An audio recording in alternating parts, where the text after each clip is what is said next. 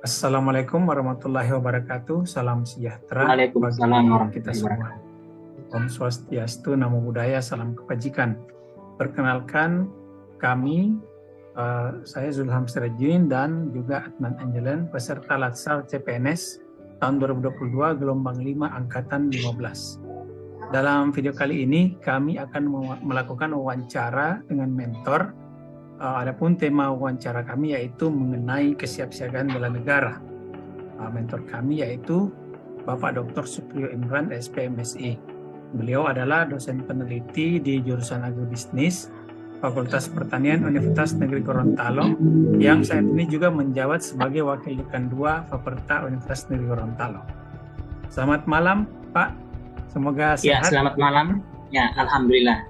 Ya, jadi hari ini kami tadi belajar di Latsar mengenai pemahaman tentang pentingnya kesiapsiagaan bela negara sebagai sebuah proses aktualisasi nilai-nilai bela negara dalam kehidupan sehari-hari dalam bermasyarakat, berbangsa dan negara. Oleh karena itu, kami memohon kesediaannya untuk bisa berbagi dan juga memberikan kami bimbingan, utamanya mengenai kesiapsiagaan bela negara. Ya, barangkali Baik. Pak Adnan bisa mulai. Oh iya, terima kasih Pak Zulham atas kesempatannya. Alhamdulillah sehat-sehat Pak ya sebagai Alhamdulillah kami. Ya, Zulham sama Adnan juga sehat ya? Alhamdulillah sehat. Semua sehat Pak. Alhamdulillah. Ini berkaitan dengan kesiapsiagaan bela negara, jadi harus sehat semua. Alhamdulillah. Iya Pak, kami Ya. langsung Pak, mohon maaf kalau dari pertanyaan saya itu yang pertama, kalau kita melihat salah satu aspek penting dalam kesiapsiagaan bela negara ini adalah menjaga kebugaran fisik dan kesehatan melalui pola makan.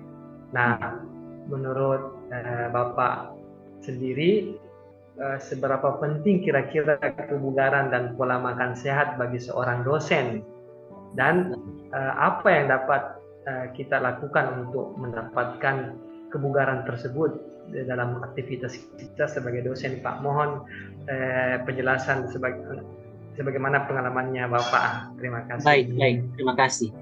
Ya, saya ingin menjawab pertanyaannya.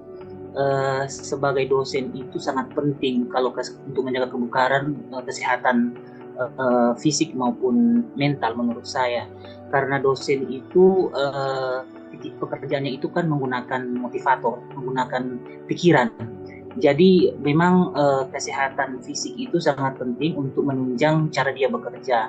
Ketika kita bisa misalkan ketika dia lapar, tentunya dia tidak bisa akan berpikir dengan baik untuk bekerja. Jadi kesehatan fisik maupun mental itu sangat penting bagi seorang dosen dalam melakukan pekerjaannya. Nah, untuk agar dia bisa melakukan itu, maka dia harus membagi waktu. Kapan dia bisa menyisihkan waktu untuk berolahraga, dia kemudian pola makan yang teratur, tidak boleh terlambat makan. Kemudian di sisi lain juga bahwa dosen itu harus menyeimbangkan dia harus menyeimbangkan dalam hal mental maupun fisiknya.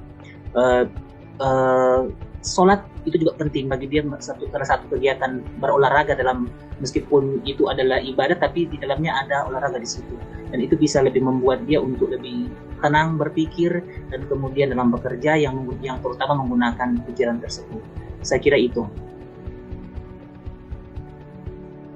Ya, terima kasih Pak atas jawabannya. Selanjutnya kami serahkan kepada Pak Zulham. Ya baiklah. Jadi itu tadi penjelasan mengenai pentingnya kesiapsiagaan bela negara, utamanya ya bagaimana kita menjaga kesehatan baik fisik maupun mental, Pak ya. Jadi memang menurut Bapak itu penting sekali, bukan hanya fisik saja, tetapi juga mental. Nah, kemudian Pak, dalam kesiapsiagaan bela negara juga kami juga belajar tentang pentingnya etika, utamanya di dalam menjaga keutuhan organisasi atau instansi. Salah satunya misalnya kedisiplinan, dan juga rasa saling menghormati, baik antara sesama dosen dengan mahasiswa, dan juga dosen dengan pegawai lainnya, dan pegawai sesama pegawai dan juga sesama mahasiswa. Kira-kira bagaimana menurut Bapak? Iya, etika itu dalam dunia akademik itu menjadi tolak ukur yang sangat penting. Jadi bahkan menurut saya bukan hanya saling menghormati, tapi saling menghargai juga. Jadi yang tua menghargai yang muda menghormati yang tua, itu yang harus ditanamkan sejauh mungkin kepada setiap di lingkungan akademik. Jadi jangan hanya karena dia merasa harus dihormati, kemudian dia tidak menghargai yang junior. Jadi ini penting dalam hal pekerjaan. Jadi ketika pekerjaan itu etikanya bagus, terjalin dengan bagus, maka otomatis pekerjaan akan berjalan dengan lancar. Dan akan menjadi perpecahan ketika etika tidak berjalan dengan baik, akan ada saling gesek kalau ketika etika itu tidak berjalan. Jadi ada yang akan tersinggung dan sebagainya. Itu membuat tidak lancar pekerjaan dalam dunia akademik. Tapi kalau etika itu dijaga, maka pasti semua pekerjaan itu akan berjalan dengan baik. Dan yang utama saya katakan tadi bahwa bukan hanya saling menghormati, tapi juga saling menghargai. Ada meskipun yang lebih tua tapi harus menghargai yang lebih muda, kemudian yang muda menghormati yang lebih tua. Kemudian dengan demikian kedisiplinan itu bisa terbentuk. Jadi ketika kedisiplinan itu akan terbentuk, dengan otomatis pekerjaan-pekerjaan dalam dunia akademik itu akan berjalan dengan baik. Saya kira itu. Ya, baik Pak. Terima kasih atas jawabannya. Sangat membantu kami dalam mempersiapkan diri di dalam dasar ini. Ya, dari Bapak Adnan mungkin. Oh iya Pak, kalau saya Pak lanjut pertanyaannya, sebenarnya masih berkaitan sedikit banyak tentang bela negara ini. Kita berbicara mengenai kearifan lokal di Gorontalo. Kita ketahui Pak bahwasanya kekayaan tersebut, kearifan lokal tersebut bukan hanya semata-mata dalam tanda kutip milik masyarakat lokal Gorontalo saja, tapi secara umum kekayaan tersebut, kearifan lokal tersebut adalah milik bangsa Indonesia. Nah, menurut saran pengetahuan Bapak, arahan Bapak, kira-kira kami sebagai dosen, bagaimana cara menjaga kelestarian kearifan lokal tersebut Pak, agar bisa terjaga dan tidak ada sekat-sekat seperti itu antara satu daerah dengan daerah yang lain. Terima kasih Pak. Baik, ini juga penting menurut saya, sangat penting. Jadi caranya pertama kita mempelajari budaya-budaya yang ada di daerah kita. Jadi terkadang kan kita lihat hanya orang-orang tua yang tahu itu. Kita segenerasi muda biasanya hanya mengabaikan itu. Maka itu menurut saya harus digali kembali.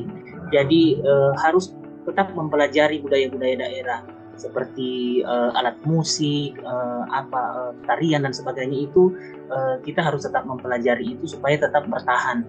Kemudian salah satunya juga misalkan menggunakan pakaian adat itu digunakan di acara-acara tertentu. Misalkan kemarin kita kan ada kegiatan upacara 17 Agustus itu kita menggunakan pakaian adat masing-masing daerah. Itu salah satu cara untuk mempertahankan itu.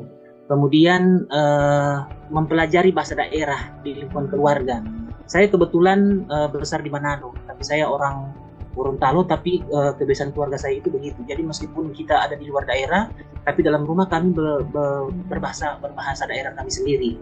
Jadi itu cara mempertahankan itu. Dan kemudian salah satu juga turut serta dalam lomba-lomba. Misalkan di kampus-kampus itu kan ada disnatalis. Biasa itu diramaikan dengan ada lomba-lomba. Nah, lomba-lomba itu diusahakan ada lomba-lomba yang ada muatan tentang adat-adat daerah tersebut sehingga bisa terus dipertahankan itu. Kemudian apalagi yang berikutnya tadi? Oh ya, untuk itu saya kalau dengan demikian kita jangan menjelek-jelekkan suku ras bangsa lain. Itu penting juga. Kalau dengan menjelek-jelekkan itu bisa memperkeruh suasana. Jadi kita suku ras bangsa itu jangan pernah kita jelek-jelekkan. Kemudian kita menghormati adat istiadat daerah yang lain. Itu juga penting. hormati, dan kemudian apa boleh juga kita mengenal, tidak salah kita mengenal ada daerah lain yang ada di Indonesia. Jadi kita kan meskipun kita tidak belajar secara utuh, tapi minimal kita kenal, oh ini begini ada daerah ini, begini ada daerah ini, dan seterusnya. Itu salah satu cara untuk mempertahankan adat-adat kearifan lokal dari yang ada di Indonesia.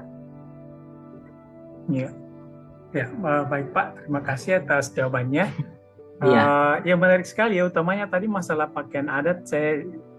Kita ingat yang pada 17-an kemarin itu ramai sekali, ramai sekali ternyata kalau dari beragam daerah itu memang warna-warni sekali, dan itu saya pikir juga sangat unik karena bahkan di tingkat nasional Presiden Jokowi pun setiap tanggal 17-an itu selalu mengenakan pakaian adat daerah di luar daerahnya.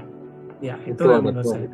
Ya, terima kasih banyak Pak atas kesediaannya di dalam melakukan wawancara ini. Ya, terima kasih atas kesediaannya. Baiklah, demikian penjelasan mengenai kesiapsiagaan bela negara yang kami sajikan pada malam ini sebagai peserta Latsar CPNS gabungan dari Kemdikbud dan juga Pemkab Mamasa tahun 2022 gelombang 5 angkatan 15. Semoga wawancara ini bisa berguna buat kita semua dan juga bagi saya pribadi. Terima kasih sudah menonton, dan juga terima kasih kepada Bapak Mentor yang telah menyediakan waktunya. Ya, terima kasih. Assalamualaikum warahmatullahi wabarakatuh.